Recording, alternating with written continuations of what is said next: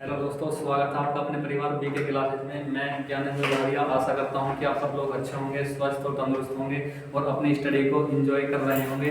दोस्तों, जैसा कि आप सभी को पता है कि आपके अपने चैनल बीके क्लासेज पर एसएससी जीडी 2024 और 25 के लिए मैथ, रीजनिंग और जीएस की निरंतर क्लासेज चल रही हैं। उसी सीरीज में हमारी ज्योग्राफी की क्लास भी अपने क्रम में धीरे धीरे आगे बढ़ रही है। दोस्तों, जैसा कि आप सभी को पता है कि मैंने ज्योग्राफी के सभी टॉपिक को कॉन्सेप्ट के द्वारा क्लियर किया है और आपको समझाया है, और उसी से संबंधित एमसीक्यू को लगातार हम उसी सीरीज में करते हुए आगे बढ़ रहे हैं। दोस्तों, आज का जो टॉपिक हमारा होगा वो होगा एक ऐसा टॉपिक जो आपको समझने में काफ़ी परेशानी महसूस करता रहा है, और कहीं ना कहीं होता क्या है, वो टॉपिक हमारे मौसम के ऊपर कई तरह से प्रभाव डालता है। क्या डालता है? कई तरह से प्रभाव डालता है। तो उसी टॉपिक को हम पढ़ने वाले हैं, लेकिन उससे पहले हमें क्या करना है, हमारी पिछली क्लास में हमारे कुछ टॉपिक जो हमें पढ़ने थे वो छूट चुके थे। क्या हो गए थे? वो टॉपिक हमारे छूट गए थे। हमें पहले उनको क्लियर करके जब उस गति में आगे बढ़ना होगा। तो टॉपिक क्या होगा भैया हमारा?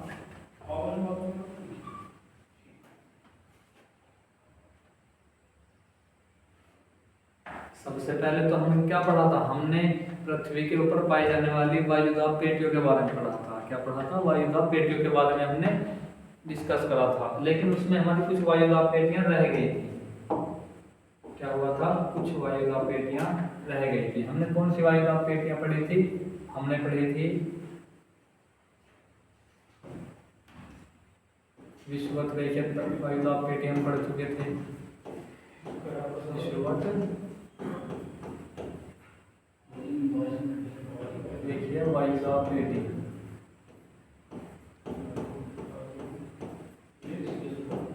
क्या कर चुके थे हम इसे? इस पेटी को हम पढ़ चुके थे।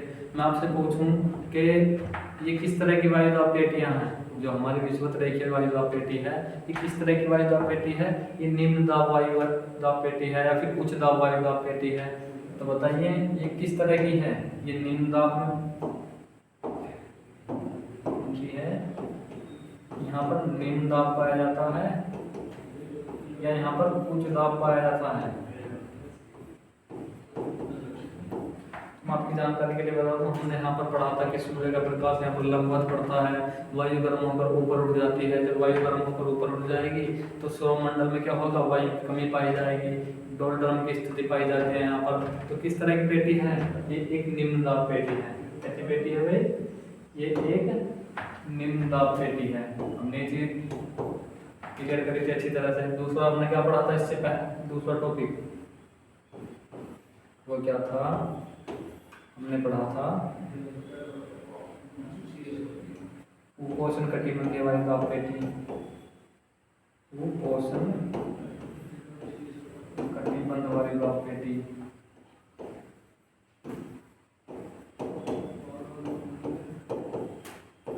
अब आप बताइए, जिस तरह से हमने क्या पढ़ा था, विषुवत रेखीय वायुदाब पेटियों को पढ़ा था, उसी तरह से हमने दूसरे नंबर पर उपोष्ण कटिबंधीय वायुदाब पेटियों को पढ़ा था।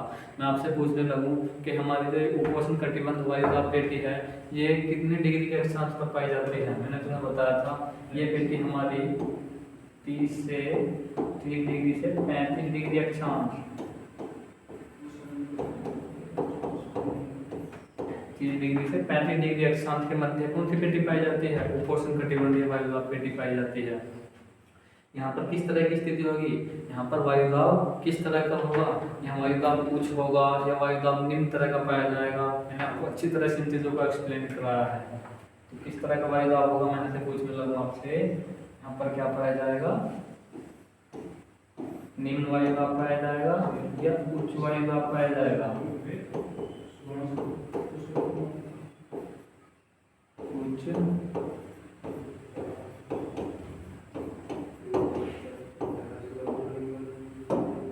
आप मुझे बताएं कि जो हमारी उपोष्ण कटिबंधीय वायुदाब पेटी है, यहाँ पर क्या पाया जाएगा? उच्च वायुदाब पाया जाएगा या निम्न वायुदाब यहाँ पर पाया जाएगा? मेरा मानना है आपको अच्छी तरह से एक्सप्लेन हो चुका होगा कि यहाँ पर उच्च वायुदाब पाया जाएगा। देखिए, सीधे सीधे एग्जाम में क्वेश्चन पूछे जाते हैं कि जो हमारी विषुवत रेखीय वायुदाब पेटी है, यहाँ पर वायुदाब का किस प्रकार का होगा? उच्च दाब होगा, निम्न दाब होगा, एक तरह का क्वेश्चन ही आएगा। दूसरी तरह का क्वेश्चन आएगा निम्न दाब क्यों होगा, क्या कारण होंगे, उन कारणों में आपसे कारणों के ऊपर आपसे क्वेश्चन पूछे जा सकते हैं। तो क्या हो, आपने इन चीज़ों को डिटेल से पढ़ा तो इन क्वेश्चन को तभी तो आप कर पाए। यदि आपने क्या करा होता है, इन क्वेश्चनों को एमसीक्यू के रूप में पढ़ा होता तो क्या आप इन क्वेश्चनों को कर पाते? मेरा मानना है नहीं हो पाते। और यदि आपको जीएस थ्योरी के रूप में अच्छी तरह से पढ़नी है तो आपको हमारे बीके क्लासेस परिवार के साथ में जुड़ना होगा। तो क्या क्वेश्चन होगा भैया इसका, यहाँ पर जो हमारा उपोष्ण कटिबंधीय वायुदाब क्षेत्र है, यहाँ पर उच्च दाब पाया जाता है। क्यों पाया जाता है? मैंने तुम्हें कल बताया था कि यहाँ से वायु उठती है, यहाँ से भूमध्य रेखा से वायु उठेगी गर्म होकर के ऊपर की दिशा में जाएगी, लेकिन ऊपर जाने के बाद में जो उसकी नमी होती है, क्या होती है, नमी होती है, उस नमी के कारण बादलों का निर्माण होता है। तो वर्षा तो वहीं पर हो जाती है 0 डिग्री लाइन के पास में ही। फिर कैसी होती है, तो वायु थोड़ी थोड़ी ठंडी होनी शुरू हो जाती है। जब सौरमंडल में वायु ऊपर उठेगी तो वर्षा होगी, वर्षा होने के बाद में उसकी नमी तो नीचे ही बरस जाएगी, लेकिन वायु कैसी होगी, फिर वो ठंडी होनी शुरू हो जाएगी। अब जब वायु ठंडी हो जाएगी, आपने पढ़ा था कि वायु ठंडी होकर धरती की तरफ भागेगी। कहाँ जाएगी? धरती की तरफ जाती है।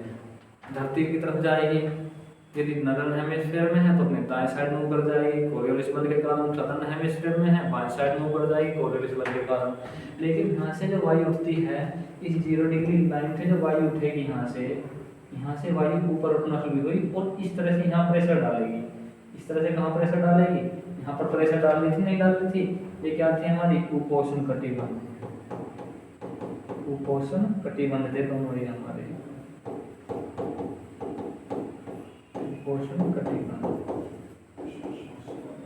अब देखिए जहां से वायु उठ रही है, वायु उठ कहां से रही है? वायु तो यहाँ से उठ रही है, नहीं उठ रही है? कहां से उठ रही है वायु? वायु तो इस क्षेत्र से तो ऊपर उठ रही है, लेकिन इस क्षेत्र के ऊपर तो दाब डाल रही है। कहाँ डाल रही है? जो हमारा ये वाला क्षेत्र है, इस क्षेत्र के ऊपर क्या कर रही है वायु? दाब डाल रही है कि नहीं डाल रही है? तो जहां से वायु ऊपर उठेगी वहां पर निम्न दाब पाया जाएगा, जहां पर प्रेशर डालेगी वहां पर क्या पाया जाएगा? उच्च दाब पाया जाएगा। कल मैंने इन चीज़ों को काफ़ी अच्छी तरह से तुम्हें एक्सप्लेन करवाया है और बताया था कि जो अमेरिका के पास में एक घाटी है, कौन सी? हमारा अमेरिका है, उसके पास में एक बरमूडा ट्रायंगल पाया जाता है, जहाँ पर पानी के जहाज डूब जाते हैं। वायुमंडल में उड़ने वाले जो क्या होते हैं, वायुयान होते हैं। इसी कारण यहाँ से वायु उठकर 0 डिग्री लाइन से उठकर इस उपोष्ण कटिबंध के ऊपर प्रेशर डालती है, जिस कारण वायुयान यदि अंतरिक्ष आसमान में भी उड़ रहे हैं तो वो इस तरह से मूव कर जाते हैं और समुद्र में जाकर टकरा जाते हैं। यही कारण थे। हमने इन कारणों को अच्छी तरह से एक्सप्लेन भी किया है। तो मेरा मानना ये होगा, ये दोनों पेटियाँ आपको काफ़ी अच्छी तरह से समझ में आ चुकी होंगी। अब हमारी 2 पेटियाँ और बची हैं इंशाल्लाह। कौन सी पेटियाँ बची हैं? इंशाल्लाह हमारी 2 पेटियाँ और बची हैं।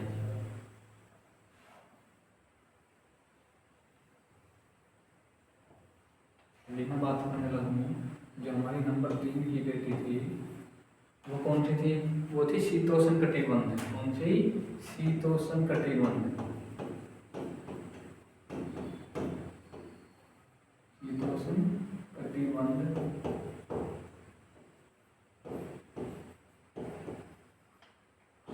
वायुदाब पेटी।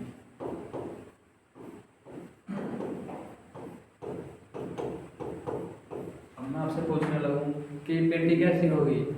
ये पेटी कैसी होगी? यहाँ पर निम्न दाब पाया जाएगा या यहाँ पर क्या पाया जाएगा? यहाँ पर उच्च दाब पाया जाएगा। तो आप मुझे बताएं कि पेटी किस प्रकार की ये होगी। आप इस चीज़ को आप ध्यान से देखिए। ये हमारी फिर वृत्त हुई है, ये हमारे 0 डिग्री लाइन है, ये हमारे क्या है?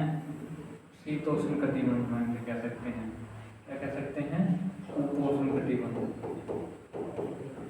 उपोष्ण कटिबंध, ये भी क्या है? उपोष्ण कटिबंध है हमारा। अब देखिए यहाँ से वायु उठी थी, कहाँ से उठी थी? इस क्षेत्र से वायु क्या हुई थी? ऊपर उठी थी।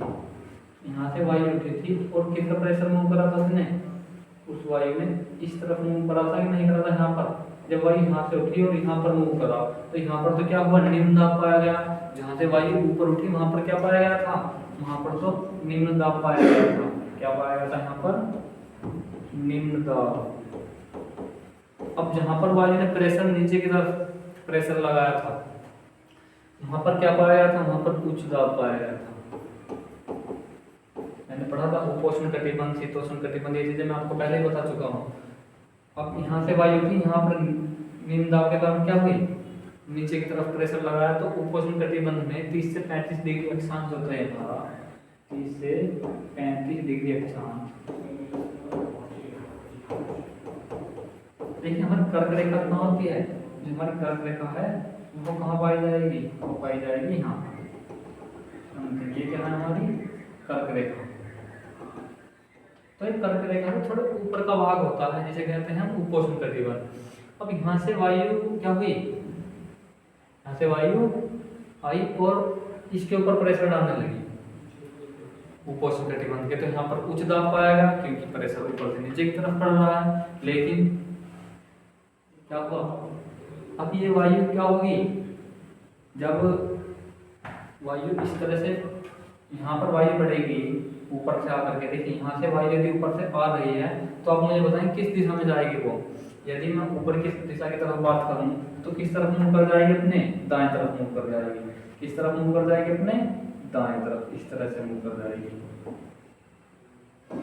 यदि मैं बात करूं दूसरी चीज की, यदि इस ऐसे इस तरह से हम बात करेंगे तो इसका दाएं हाथ किस तरफ पड़ेगा, इस वायु का दाएं हाथ किस तरफ पड़ेगा, इस तरफ पड़ेगा कि नहीं पड़ेगा, इस तरफ पड़ेगा,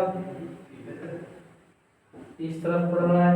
यदि यहाँ की बात करें, ऊपर की दिशा की बात करें तो इस तरह से मुंह करेगी, इस तरह से मुंह करेगी। फिर यहाँ की बात करें तो यहाँ पर मुंह कर जाएगी, करेगी कि नहीं करेगी, यहाँ पर मुंह कर जाएगी। यदि हम इस वायु लाइन की बात कर रहे हैं तो यदि हम इस तरह से खड़े हैं तो हमारा दायां हाथ किस तरफ पड़ेगा, पड़ेगा कि नहीं पड़ेगा। तो यहाँ से वायु किस तरफ मुंह करेगी, इस तरफ, किस तरफ, इस तरफ मुंह करेगी। यदि हम ऐसे खड़े हैं तो वायु किस तरफ मुंह कर जाएगी, वायु इस तरफ मुंह करेगी, इस तरफ मुंह करेगी, इस तरफ। देखिए ये वायु का कंसेप्ट होता है, जो वायु इस तरह से ऊपर से पड़ रही है। अब पढ़ने के बाद में मुंह करेगी कि नहीं करेगी। अब आप कहोगे भैया जब वायु ऊपर से पड़ रही है तो वो तो केवल नीचे की तरफ ही जा रहा है, साइड में क्यों जा रही है। तो मैं आपसे एक बात पूछने लगूँ, छोटी सी एक बात पूछने लगूँ। आपके घर में छत का पंखा लगा होगा, क्या लगा होगा, छत का पंखा लगा होगा। देखिए यहीं पर मैं आपको एक चीज़ और समझा दूँ, क्या लगा होगा आपके घर में, छत का पंखा लगा होगा। देखिए आपका कोई रूम है, क्या है ये आपका कोई, ये आपका रूम है। अब यहाँ पर लगा हुआ है फैन, इसकी मोटर है।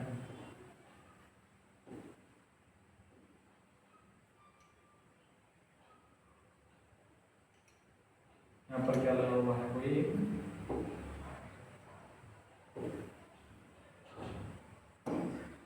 यहाँ पर एक फैन लगा हुआ है।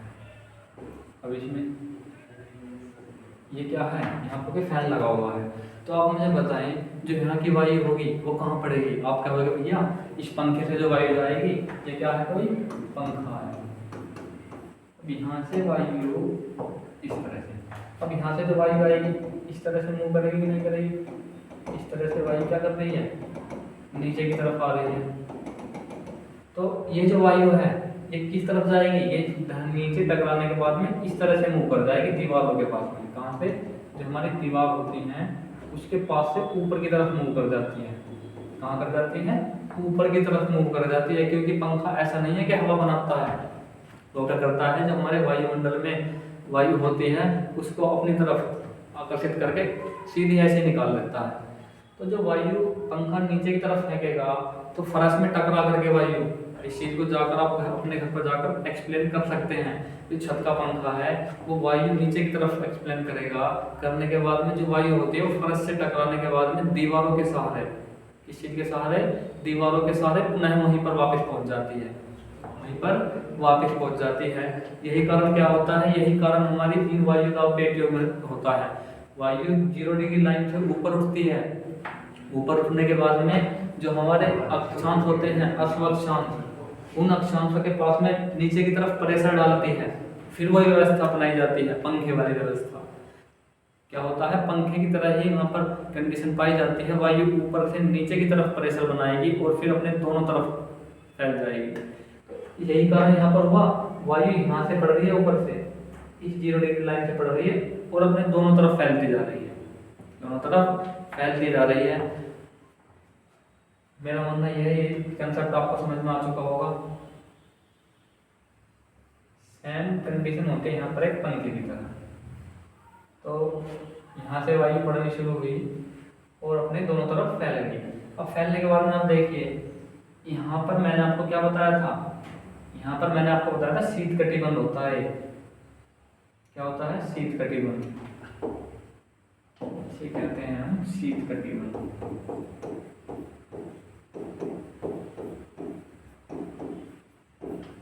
शीत कटिबंध जो होता है उसका अक्षांश कितना होता है? नॉर्दर्न हेमिस्फीयर और सदर्न हेमिस्फीयर में, मतलब उत्तरी गोलार्ध और दक्षिणी गोलार्ध में जो हमारे शीत कटिबंध होते हैं वो कितने डिग्री अक्षांश के पास में पाए जाते हैं? कितने डिग्री अक्षांश के पास में पाए जाते हैं? वो पाए जाते हैं 66 अक्षांश के पास में। 66 अक्षांश के पास में वो चीजें पाई जाती हैं। देखिए, जो चीजें मैं आपको बता रहा हूँ, ये चीजें एज इट इज किताबों में लिखी हुई आपको मिल जाएंगी। एनसीईआरटी 6वीं से 12वीं तक आप पढ़ेंगे तो ये चीजें वहां पर आपको एज इट इज रूप में लिखी हुई मिल जाएंगी। लेकिन होता क्या है, उनकी लैंग्वेज इतनी टफ होती है कि हम उन्हें समझ नहीं पाते, हम उन चीजों को समझ नहीं पाते। इसी तरह से यहाँ पर क्या होगा? यहाँ पर भी होगा शीत कटिबंध। क्या होगा यहाँ पर भी? शीत कटिबंध। कितने डिग्री होता है? ये होता है 66 सही 1/2 अक्षांश। सेम कंडीशन इधर है, सेम इधर है। ये जो वायु आप बताइए, ये वायु नीचे की तरफ से आ रही है, नीचे की तरफ से आ रही है, मतलब ऊपर से तो इस अक्षांश पर कोई प्रेशर नहीं पड़ रहा। ये जो हमारा शीत कटिबंध है, इस अक्षांश पर ऊपर की तरफ से कोई प्रेशर पड़ रहा है क्या? नहीं पड़ रहा। तो यहाँ पर क्या पाया जाएगा? यहाँ पर निम्न वायु दाब पाया जाएगा। क्या पाया जाएगा भाई? यहाँ पर निम्न वायु दाब की उत्पत्ति होगी शीत कटिबंध पर। निम्न वायु दाब इस शीत कटिबंध पर क्या पाया जाएगा? निम्न वायु दाब की उत्पत्ति होगी। यहाँ पर लिखेंगे निम्न वायु दाब, निम्न उपोष्ण कटिबंध।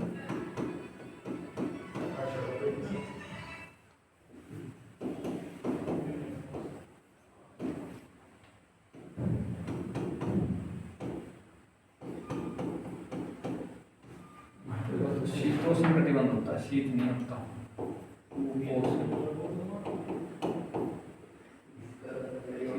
शीतोष्ण कटिबंध क्या कहेंगे थे? शीतोष्ण कटिबंध होता है।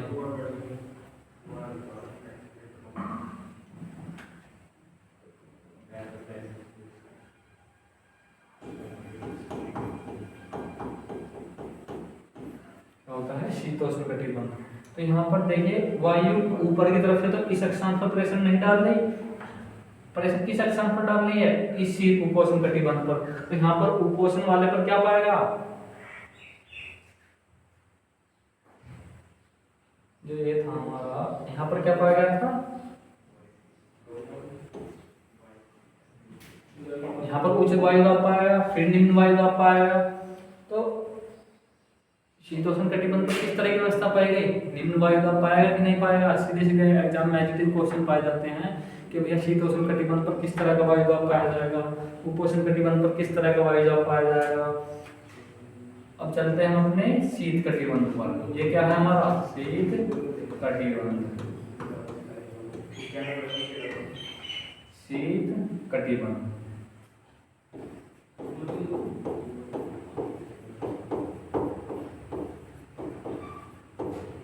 क्या है हमारा? शीत कटिबंध या फिर साउथ पोल। ये क्या है हमारा? North pole. आप इन चीजों को अपने नोट पॉइंट में लिख सकते हैं। तो मैं आपसे पूछने लगूं कि भैया शीतोष्ण कटिबंध में क्या हुआ था? वायु नीचे की तरफ से निकल कर आई थी। किस तरह से? जो पंखा चलता है हमारा, वो नीचे की तरफ प्रेशर बनाया, प्रेशर बनाने के बाद में यहाँ से वायु ऊपर उठी थी। क्या हुई थी? वायु ऊपर उठी थी कि नहीं उठी थी? यहाँ से वायु भाई उपोष्ण कटिबंध से और शीतोष्ण कटिबंध में आकर ऊपर उठ गई थी। जैसे कि मैंने आपको बताया था कि पंखा प्रेशर डालता है ऊपर से, तो प्रेशर कहाँ डालना है यहाँ पर, उपोष्ण कटिबंध में। वायु ऊपर उठ रही है दोबारा, कहाँ से, दीवारों के सहारे। कहाँ से वायु उठ रही है, दीवारों के सहारे वायु ऊपर उठ रही है। तो यहाँ पर क्या पाया गया, यहाँ पर निम्न वायु दाब पाया गया था शीतोष्ण कटिबंध में। यहाँ पर वायु क्या पाया गया था, निम्न वायु दाब, निम्न वायु दाब। लेकिन जब यहाँ पर वायु ऊपर उठ गई, जो हमारा शीतोष्ण कटिबंध था, यहाँ पर वायु क्या हुई, पुनः ऊपर उठ गई थी। उठने के बाद में क्या होगा, पंखे की तरह फिर वायु वहां पर पहुंच जाएगी, फिर प्रेशर डालेंगे। तो इस वाले अक्षांश पर क्या पाया जाएगा, उच्च वायु दाब, उच्च वायु दाब कहाँ पाया जाएगा, शीत कटिबंध पर। एग्जाम में क्वेश्चन सीधे से जाएंगे कि शीत कटिबंध पर किस तरह का प्रेशर होगा। जो हमारे 90 डिग्री होता है, जिसे हम कहते हैं साउथ पोल, नॉर्थ पोल, वहां पर क्या होता है, ठंडी वायु पाई जाती है। कैसी वायु पाई जाती है, ठंडी वायु पाई जाती है, क्योंकि ये जो वायु थी ऊपर जाकर गर्म हो चुकी थी उपोष्ण कटिबंध वाली। अब वायु यहाँ से उठी थी, फिर पुनः कहाँ प्रेशर डालेगी, इस वाले अक्षांश पर। कहाँ डाल दिया, ये इस वाले अक्षांश पर प्रेशर डाल देगी, नहीं डाल दिया है, ये वायु इस वाले अक्षांश पर प्रेशर डाल दी, नहीं यहाँ पर प्रेशर डाल दी है, यहाँ पर इसी तरह से यहाँ से उठेगी, यहाँ प्रेशर डालेगी, यहाँ से उठेगी, कहाँ प्रेशर डालेगी, यहाँ प्रेशर डालेगी, यहाँ प्रेशर डालेगी, यहाँ इस वाले अक्षांश पर प्रेशर डाल दी है। तो मतलब शीत कटिबंध जो है हमारा साउथ पोल, या हम इसे कह सकते हैं 19 डिग्री।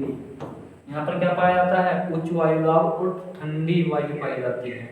इसी कारण साउथ पोल, नॉर्थ पोल पर क्या होता है, एक तो ठंडी वायु पाई जाती है, दूसरा सूरज का प्रकाश नहीं पहुंच पाता। सूरज का प्रकाश नहीं पहुंच पाता तो इन दोनों ध्रुवों पर क्या होता है, हमेशा बर्फ जमी रहती है। क्या होती है, बर्फ जमी रहती है। मेरा मानना ये है, एक कॉन्सेप्ट आपको काफी अच्छी तरह से समझ में आया होगा। तो आज का जो हमारा होने वाला कॉन्सेप्ट है, इससे अगला वो क्या होगा भाई,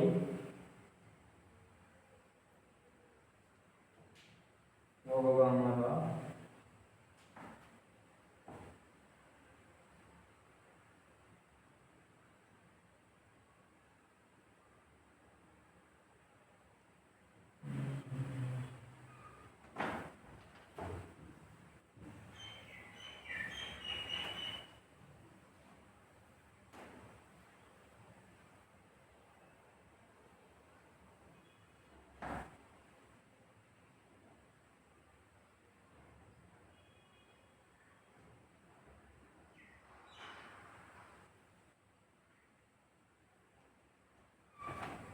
जो हमारा आज का होने वाला कॉन्सेप्ट होगा, वो पहला टॉपिक क्या होगा, आर्द्रता,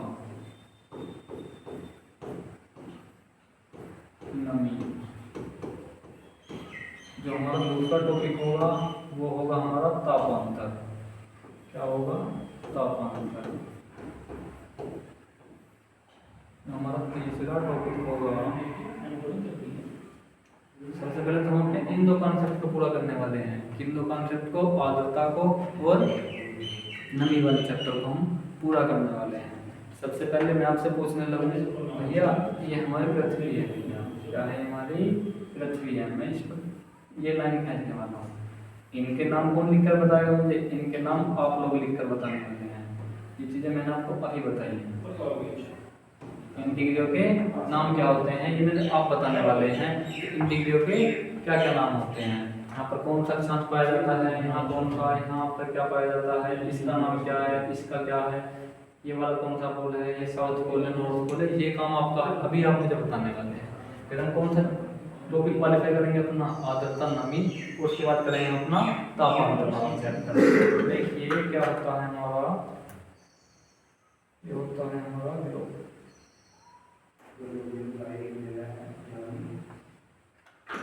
अब आप मुझे बताएं, ये जो हमारी क्या है, पृथ्वी इस तरह से अपने अक्षांश पर झुकी हुई है, इस तरह से अपने अक्षांश पर झुकी हुई पृथ्वी है। 0 डिग्री लाइन है, कर्क रेखा है, उपोष्ण कटिबंध, शीतोष्ण कटिबंध, सब चीज़ें मैंने आपको अच्छी तरह से कंप्लीट कराई हैं। और इसी के साथ मैंने आपको बताया था।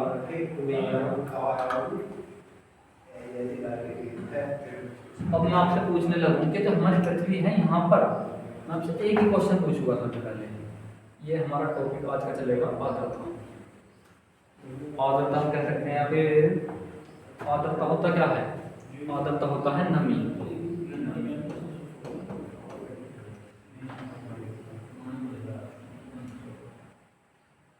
मतलब वायु में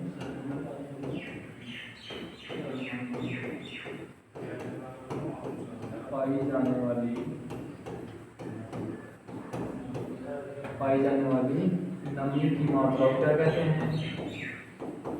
नमी की मात्रा को आर्द्रता कहते हैं।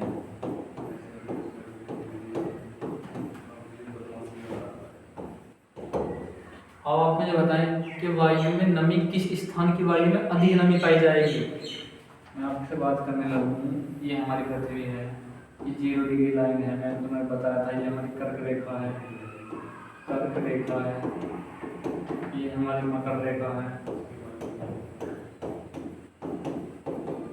इसे बोलते हैं विषुवत रेखा। ये हमारे सूरज देव भगवान जी हैं।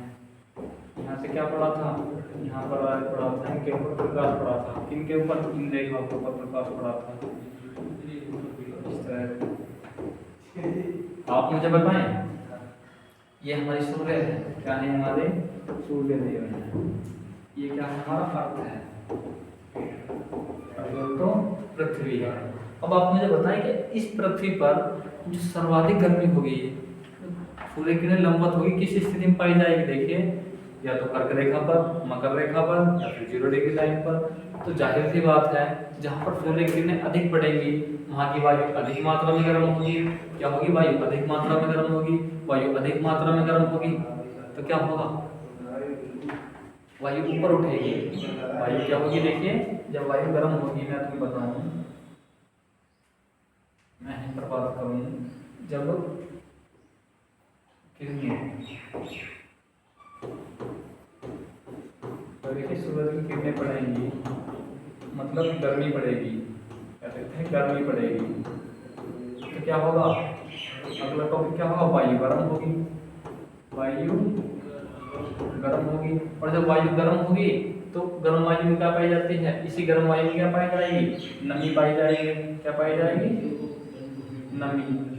इसी गर्म वायु में क्या होगी? नमी पाई जाएगी, या फिर वाष्प। और ये वायु कहाँ उठेगी? ये वायु ऊपर उठना शुरू हो जाएगी। कहाँ उठेगी? वायु ऊपर उठेगी। जब ये वायु ऊपर उठेगी तो किस चीज का निर्माण होगा? ये ठंडी और गर्म वायु में टकराएगी तो क्या होगा? बादलों का निर्माण होगा। क्या होगा? बादल का निर्माण होगा। बादल का निर्माण होगा तो वहीं पर क्या होगी? वहीं पर वर्षा होगी। क्या होगी? वर्षा होगी। तो ये क्रम एक सीक्वेंस में चल रही है चीजें, कि नहीं चल रही? ये चीजें एक सीक्वेंस में चल रही है। अब मैंने तुम्हें बताया था कि सूर्य की किरणें कहाँ लंबवत पड़ेगी? कहाँ पर पड़ेगी? कहाँ लंबवत पड़ेगी? सूर्य की किरणें कहाँ लंबवत पड़ेगी? स्थान पर। तो यहीं से आपको ये सब टॉपिक क्लियर होने वाले हैं कि वर्षा कहाँ अधिक होगी, बादल कहाँ अधिक पाए जाएंगे, गर्मी किस स्थान पर अधिक पाई जाएगी। ये सब चीज़ें अपने सीक्वेंस में चलती हैं। क्या चलती हैं? सब चीज़ें अपने सीक्वेंस में चलती हैं। यदि हम इनमें से किसी एक भी टॉपिक को मिस करके आगे बढ़ जाते हैं तो कहीं ना कहीं वो हमें ज्योग्राफी को पढ़ने में समस्या उत्पन्न करने वाला है। इसी कारण हम ज्योग्राफी को स्टेप बाय स्टेप क्लियर करते चल रहे हैं, अपने चैप्टर को स्टेप बाय स्टेप क्लियर करते हुए चल रहे हैं। तो ये चीज़ आपको समझ में आई? आप मुझे बताएं। अब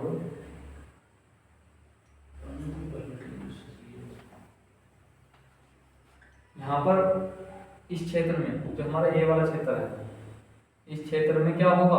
विषुवत रेखा पर सूरज की किरणें लंबवत पड़ती हैं, तो वायु गर्म हुई, गर्म उठी तो ऊपर उठी, तो इस विषुवत रेखा क्षेत्र में लिखेंगे विषुवत रेखा क्षेत्र में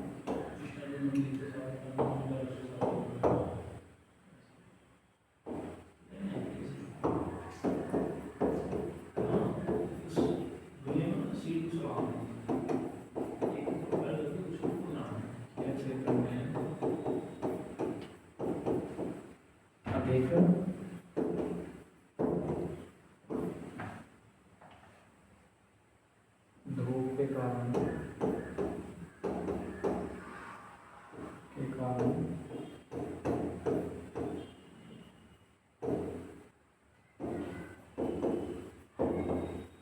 अधिक बादल अधिक धूप के कारण क्या बनते हैं, अधिक बादल बनते हैं।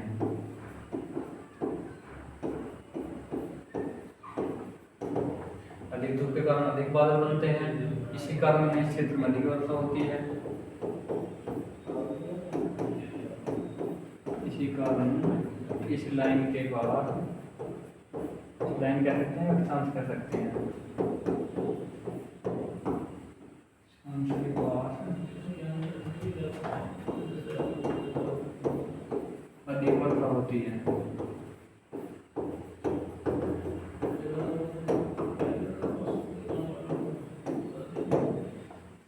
ये चीज आपको समझ में आई कि जो हमारा विषुवत-रेखीय क्षेत्र है वहीं पर क्यों अधिक वर्षा होती है, क्या होती है, क्यों अधिक वर्षा होती है। मैंने चीज आपको कल काफी अच्छी तरह से एक्सप्लेन कराई थी और बताया था किस तरह के क्षेत्र में, किस लाइन के पास में किस तरह के वन पाए जाएंगे। 0 डिग्री लाइन के पास में जाहिर सी बात अधिक वर्षा होगी तो सदाबहार वन पाए जाएंगे, उष्णकटिबंधीय सदाबहार वन पाए जाएंगे अधिक वर्षा के कारण। और उष्ण क्यों कहेंगे, क्योंकि 0 डिग्री लाइन के पास का क्षेत्र है। यदि अधिक वर्षा किसी ऐसे क्षेत्र में हो रही है जहाँ पर ठंड पाई जाती है तो उसे क्या कहेंगे हम, शीतोष्ण कटिबंध सदाबहार वन कह सकते हैं। यदि पत्ते उन पर निरंतर मात्रा में नहीं है तो कह सकते पर्णपाती वन कह सकते हैं। तो एक ही टॉपिक से आपके कम से कम ज्योग्राफी में आपके इसी टॉपिक से 10 टॉपिक क्लियर हो चुके हैं, लेकिन आपको अंदाजा नहीं है कि हमने क्या क्या पढ़ लिया। देखिए जहाँ पर वर्षा अधिक होगी क्या होगा, वर्षा अधिक होगी तो क्या होगा, वहां पर शीतोष्ण कटिबंध वन, उष्ण कटिबंधीय वन पाए जाएंगे, सदाबहार वन पाए जाएंगे। अब देखिए सदाबहार वन में किस तरह के जीव पाए जाते हैं, किस तरह के जीव पाए जाते हैं, वहां पर अधिकांश मात्रा में जीव पाए जाएंगे, मतलब जैव विविधता अधिक होगी। जैव विविधता क्या होगी, अधिक होगी। यही कारण है कि भारत का जो दक्षिणी भाग है केरल साइड वाला, वहां पर क्या होती है, वो 0 डिग्री लाइन के पास है, इसी कारण उस क्षेत्र में अधिक वर्षा होती है। क्या होती है, अधिक वर्षा भी होती है। और जो हमारा सर्वाधिक जैव विविधता क्षेत्र है, क्या है, जैव विविधता क्षेत्र है, किस क्षेत्र में पाए जाते हैं, वो केरल तमिलनाडु। इसी कारण क्षेत्र के अंदर जैव विविधता अधिक होने के कारण वहां पर ये हमारे बायोस्फीयर रिजर्व पाए जाते हैं। अनेक तरह के जीव इन क्षेत्रों में पाए जाते हैं, अनेक तरह के जीव इन क्षेत्रों में पाए जाते हैं। ये एक कारण इस चीज का है।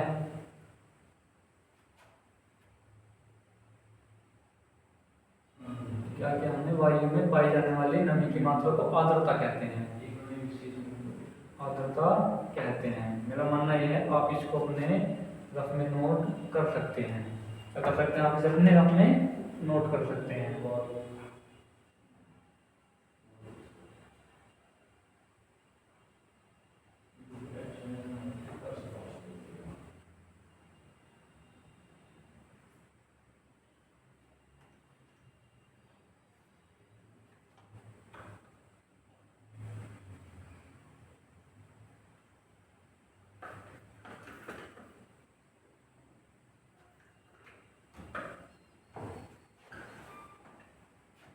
अब मैं यहीं पर आपसे पूछने लगूँ कि भैया इसकी आर्द्रता लिखेंगे, आर्द्रता को मापने वाला यंत्र। अब आपको एग्जाम में यदि कांस्टेबल लाइन में क्वेश्चन आता है तो किस तरह का आएगा, कांस्टेबल लाइन में यदि क्वेश्चन आता है तो किस तरह का आता है। देखिए कांस्टेबल लाइन में क्वेश्चन आता है इस तरह का कि भैया आर्द्रता को मापने वाला यंत्र कौन सा है। लिखेंगे आर्द्रता को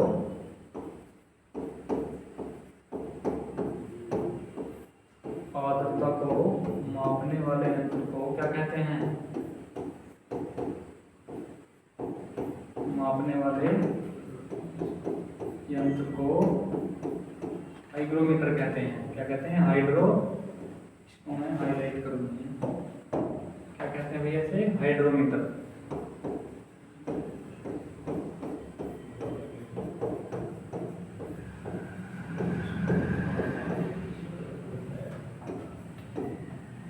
ये चीज आपको क्लियर हुई कि नहीं, हाइड्रोमीटर कहते हैं। अब यहीं पर यदि हम थोड़ा और हाई लेवल का क्वेश्चन आएगा, कांस्टेबल में तो क्वेश्चन सीधा सीधा ऐसे पूछ लेगा कि भैया किस माप यंत्र से मापा जाता है, या फिर क्या है, आर्द्रता होती क्या है। कांस्टेबल में एग्जाम में क्वेश्चन इस तरह का आएगा।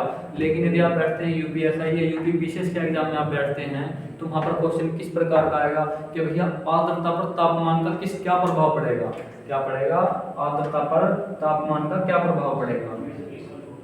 तीसरा टॉपिक क्या लिखेंगे, आर्द्रता पर तापमान का प्रभाव। लिखेंगे आर्द्रता पर तापमान का प्रभाव क्या होता है।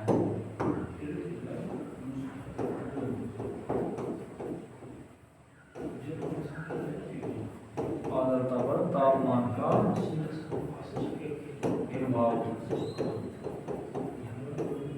आर्द्रता पर तापमान का प्रभाव क्या होगा, आप बताइए। यदि तापमान बढ़ेगा, तापमान बढ़ेगा तो क्या होगा, वायु में आर्द्रता बढ़ जाएगी कि नहीं बढ़ जाएगी। यदि तापमान बढ़ने पर लिखेंगे पहला पॉइंट,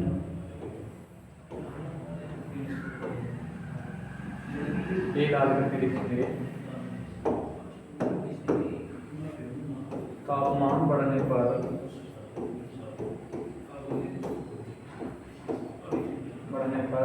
वायु में आर्द्रता की मात्रा बढ़ जाती है, ताकि मात्रा बढ़ जाती है।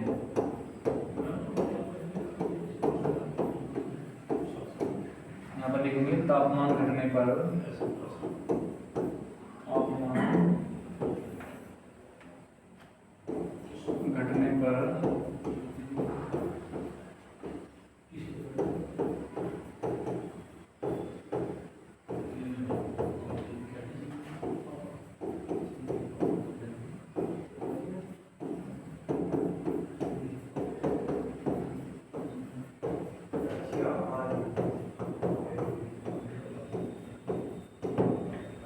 अब देखिए क्या होगा, वायु में यदि तापमान बढ़ेगा तो आर्द्रता की मात्रा भी क्या होगी, इंक्रीज हो जाएगी। यदि तापमान घटता है, वायु में आर्द्रता की मात्रा भी क्या होती है, डिक्रीज हो जाती है, मतलब कम हो जाती है। क्योंकि जब अधिक धूप पड़ेगी तो क्या होगा, जल वाष्प की मात्रा बढ़ जाएगी। क्या होगा, वायु गर्म हो जाएगी, गर्म होने के साथ में जो हमारा जल होता है उससे जल वाष्प निकलकर ऊपर की तरफ निकलने चलने शुरू हो जाते हैं गर्म वायु के साथ में। तो क्या होता है, आर्द्रता बढ़ जाती है। देखिए हमारा आर्द्रता टॉपिक था, हमने इसको कंप्लीट किया है। यहाँ से क्वेश्चन क्या आते हैं, तापमान का प्रभाव क्या होगा आर्द्रता पर, आर्द्रता किस तरह से मापा जाता है, आर्द्रता क्या है, आर्द्रता क्या है, इस तरह के क्वेश्चन आते हैं। आर्द्रता पृथ्वी पर किस स्थान पर अधिक पाई जाती है, तो उष्णकटिबंधीय क्षेत्रों में आर्द्रता अधिक पाई जाती है, क्योंकि टेम्परेचर अधिक होता है। जब टेम्परेचर अधिक होगा आर्द्रता बढ़ेगी, टेम्परेचर कम होगा आर्द्रता घटेगी। अब एक क्वेश्चन देखिए थोड़ा हाई लेवल में, इस तरह से आ सकता है कि 0 डिग्री लाइन से, कहाँ से, 0 डिग्री लाइन से ध्रुवों की ओर चलने पर, यदि हम 0 डिग्री लाइन से ध्रुवों की ओर चलेंगे तो आर्द्रता पर क्या प्रभाव पड़ेगा। इस तरह के क्वेश्चन उसमें यूपीपीसीएस प्रीलिम्स और मेंस में पूछे जाते हैं कि 0 डिग्री लाइन से ध्रुवों की ओर चलने पर आर्द्रता पर क्या प्रभाव पड़ेगा। तो देखिए यदि आप कहाँ से चलते हैं, ये हमारे 0 डिग्री लाइन है, यहाँ से हम इस क्षेत्र की ओर चलते हैं तो क्या होगा, ये ठंडा क्षेत्र है कि नहीं है। ये जो हमारा नॉर्थ पोल और साउथ पोल है ये ठंडे क्षेत्र हैं। इस तरफ जाएंगे तो वायु कैसी होगी, ठंडी होती चली जाएगी, क्योंकि गर्मी कम पड़ेगी। जब गर्मी कम पड़ेगी तो क्या वायु में नमी की मात्रा रह जाएगी, बहुत कम रह जाएगी। तो क्या होगा, ध्रुवों की तरफ चलने पर, 0 डिग्री लाइन से ध्रुवों की ओर चलने पर वायु में आर्द्रता की मात्रा कम हो जाती है। और ध्रुवों से 0 डिग्री लाइन की तरफ हम बात करें, ये तो हमारी ये वाली बातें थी, और हम इसका उल्टा बात करें कि हम इस क्षेत्र से इस दिशा में जा रहे हैं। भैया कहाँ से जा रहे हैं, हम तो ध्रुवों से 0 डिग्री लाइन के पास आ रहे हैं। ध्रुवों से 0 डिग्री लाइन के पास आने पर क्या होगा, वायु की मात्रा, आर्द्रता की मात्रा घटेगी बढ़ेगी, बढ़ जाएगी। क्या होगा, बढ़ जाएगी। मेरा मानना ये है, ये चीज आपको अच्छी तरह से समझ में आ रही होगी। चलते हैं अपने अगले टॉपिक पर। अगला टॉपिक क्या है भैया हमारा, आप इसका स्क्रीनशॉट ले सकते हैं। इससे अगला टॉपिक क्या होगा हमारा भैया, इस तरह से आप इसका स्क्रीनशॉट ले सकते हैं। अगला टॉपिक हमारा क्या होगा भैया, वो होगा हमारा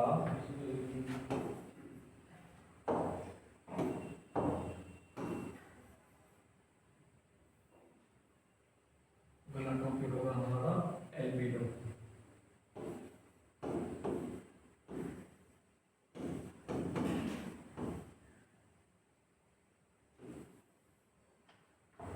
आप मुझे बताएं, मैं आपसे पूछने लगूं कि भैया एक तरफ तो हमारा क्या है, बादल है, ये क्या है हमारी बादलों की परत है। ये क्या है, हमारी भूमि है। तो आप मुझे बताएं, यहाँ से सूरज की किरणें पड़ रही हैं, क्या पड़ रही हैं, सूरज की किरणें पड़ रही हैं, इस क्षेत्र में बराबर मात्रा में पड़ रही हैं और इस भूमि वाले भाग पर भी बराबर पड़ रही हैं। देखिए ये हमारा बादल वाला क्षेत्र है, ये हमारा भूमि वाला क्षेत्र है। यहाँ पर क्या पड़ रही हैं, सूर्य की किरणें निरंतर मात्रा में पड़ रही हैं। तो क्या होगा, प्रकाश इस क्षेत्र पर अधिक पड़ेगा या बादल वाले क्षेत्र पर वापस लौट जाएगा या भूमि वाले क्षेत्र से टकराकर परावर्तन अधिक होगा। तो मेरा मानना यह है कि किस क्षेत्र से अधिक होगा, आप मुझे बताएं।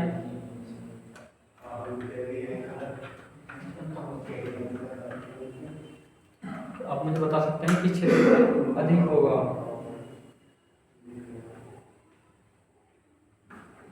अब देखिए मैं आपसे बात करने लगूँ यहीं पर,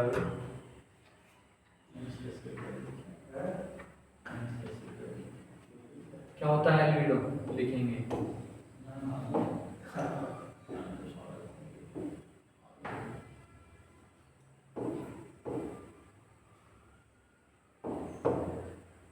एल्बिडो होता क्या है, किसी स्थान पर सूर्य के पड़ने वाले प्रकाश, सूर्य के पड़ने वाले प्रकाश व टकराकर वापस लौटने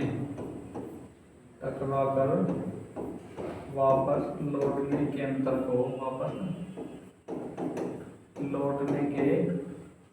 अंतर को क्या कहते हैं, अंतर के प्रतिशत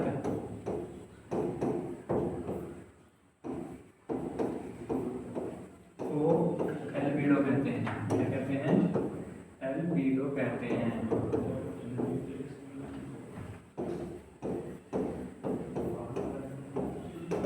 अब देखिए सूर्य का प्रकाश किसी दो स्थानों पर बराबर मात्रा में पड़ रहा है, एक बादल वाला भाग है, एक भूमि वाला भाग है। तो आप मुझे बताएं कि जो यहाँ से परावर्तन होगा, क्या होगा, परावर्तन होगा। इस तरह से आप देख सकते हैं भाई, ये हमारे दो क्षेत्र हैं, यहाँ से प्रकाश किस तरह टकराकर वापस जा रहा है, बादलों से टकराकर वापस जा रहा है, भूमि से टकराएगा वापस जाएगा, लेकिन इतना प्रकाश नहीं जा पाएगा जितना बादलों से टकराकर कैजेटिव रूप में चला जाता है। क्या चला जाता है, बादलों से टकराकर ज्यादा मात्रा में प्रकाश वापस मुड़ जाता है अपने। इस इन चीजों को हम अपने पृथ्वी के ऊष्मा बजट में पढ़ेंगे। कहाँ पढ़ेंगे, ऊष्मा बजट में हम इन चीजों को डिटेल से पढ़ेंगे। पृथ्वी का ऊष्मा बजट क्या होता है, वो इनसे हमारा अगला ही टॉपिक होगा। तो फिलहाल आप मुझे यहाँ बताए कि जो सूर्य का प्रकाश पड़ेगा वो भूमि वाले भाग पर टकरा करके परावर्तन करेगा अधिक या बादलों पर टकरा करके परावर्तन अधिक करेगा। क्वेश्चन सीधा सीधा आपके लिए है।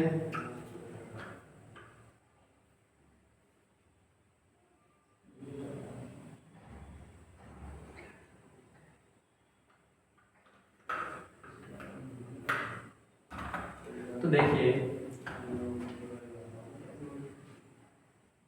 यहाँ से टकरा करके अधिक जल्दी मुड़ जाएगा। तो लिखेंगे इसी टॉपिक में, क्या लिखेंगे, ये जो प्रकाश होता है हमारा,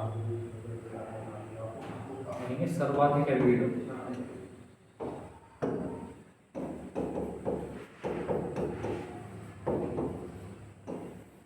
सर्वाधिक एल्बिडो बादलों का होता है।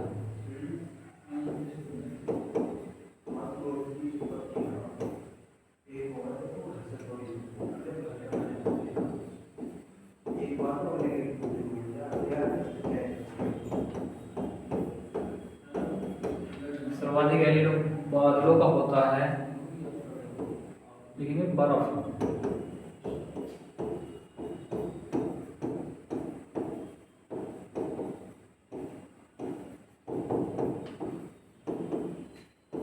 काफी उच्च होता है।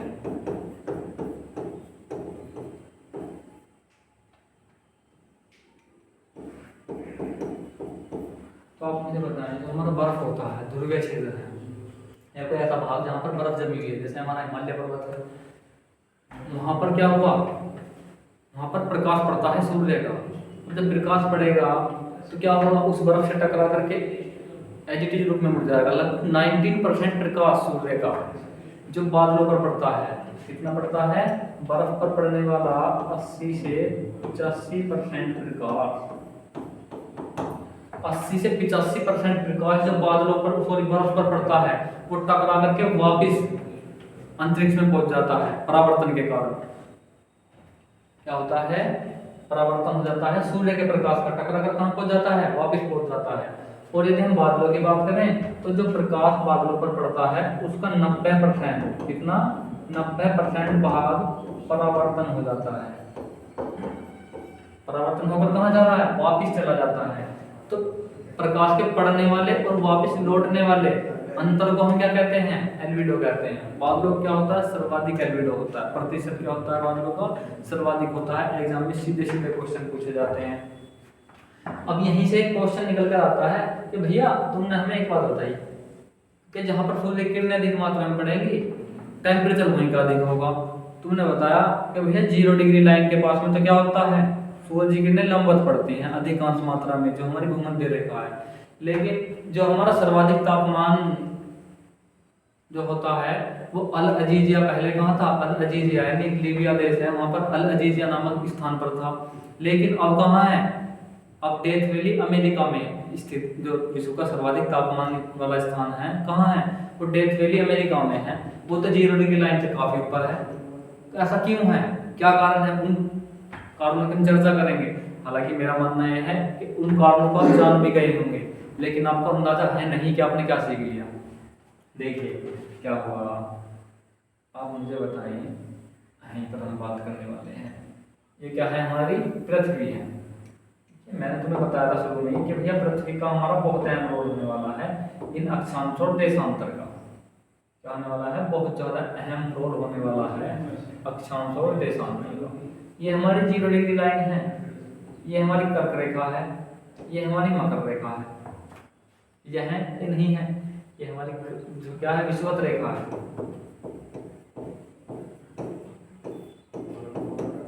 विषुवत रेखा, ये हमारी मकर रेखा है, ये क्या है, हमारी कर्क रेखा है। चलो यहीं तक हम बातें करते हैं। अब यहाँ से सूर्य का क्या पड़ रहा है, प्रकाश पड़ रहा है। ये हमारे सूर्य देव हैं, यहाँ से प्रकाश पड़ रहा है, इधर भी पड़ रहा है, इधर भी पड़ रहा है, इधर भी पड़ रहा है, इधर भी पड़ रहा है। तो आप बताएं मुझे कि सर्वाधिक जो प्रकाश पड़ेगा वो कहाँ पड़ेगा, वो 0 डिग्री लाइन के पास में पड़ेगा कि नहीं पड़ेगा, वो हमारे 0 डिग्री अक्षांश पर पड़ेगा, मतलब इस अक्षांश पर लंबवत पड़ेगा।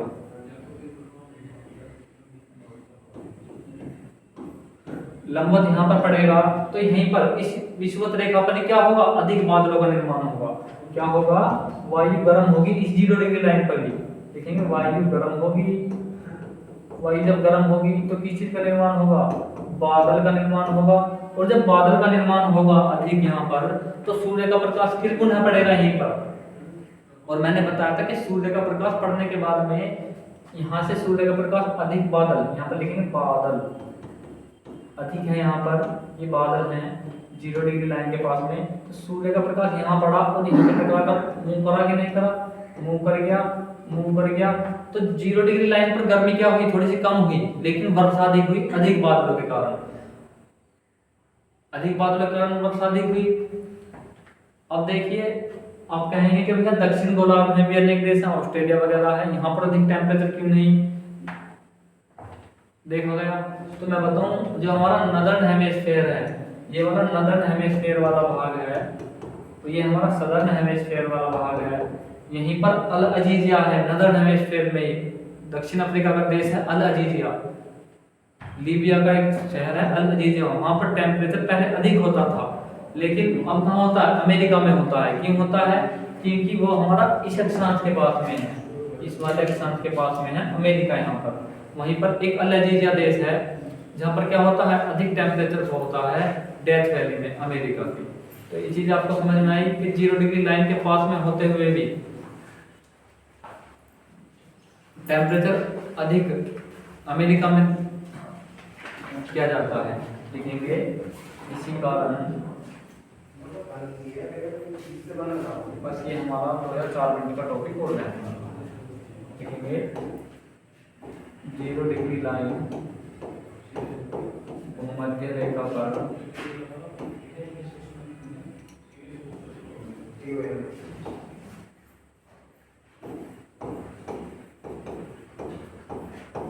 भूमध्य रेखा पर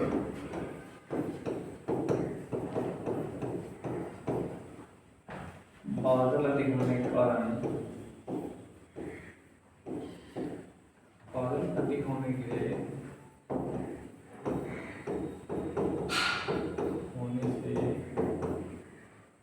किरणें परावर्तित हो जाती हैं। क्या होती हैं? किरणें परावर्तित हो जाती हैं। इसी कारण सर्वाधिक तापमान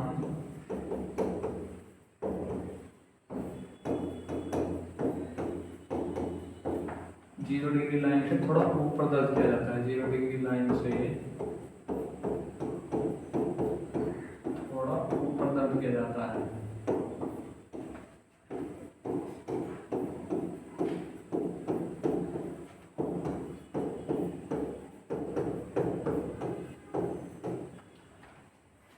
आप इसको अपने नोट पॉइंट में लिख भी सकते हैं। क्या कर सकते हैं आप इसको अपने नोट पॉइंट में लिख भी सकते हैं।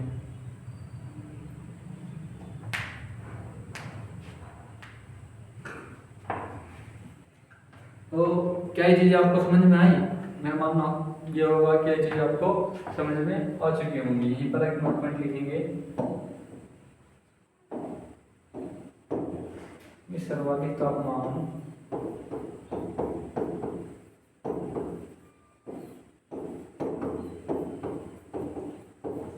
Death valley.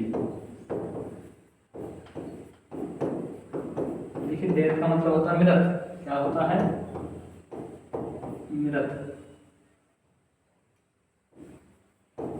मृत। वैली का मतलब होता है घाटी। मतलब डेथ वैली या मृत घाटी अमेरिका में दर्ज किया गया है।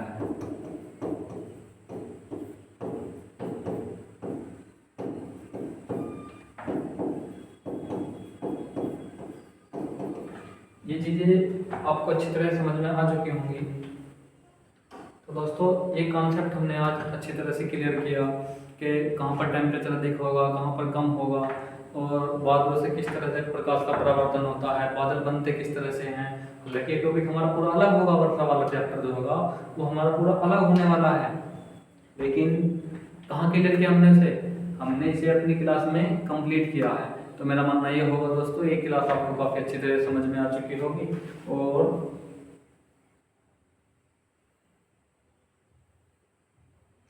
यदि आपको इन क्वेश्चनों की क्या करना है, जब आपको इस कंटेंट की पीडीएफ चाहिए, क्या चाहिए? पीडीएफ।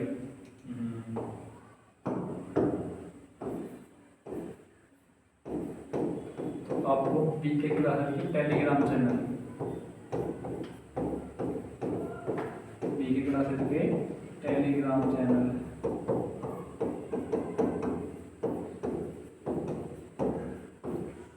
बीके क्लासेस के टेलीग्राम चैनल को ज्वाइन कर लेना है। दोस्तों मेरा मानना यह है आज का कंसेप्ट आपको काफ़ी अच्छी तरह समझ में आया होगा। और इसी से संबंधित हम आने वाले 2 या 3 दिनों में बहुत सारे क्वेश्चन भी करवाने वाले हैं, और आपको समझ में भी आया होगा किस तरह का कंटेंट मैंने आपको पढ़ाया है। दोस्तों वीडियो को लाइक कीजिए, कमेंट कीजिए, शेयर कीजिए। जय हिंद, जय भारत।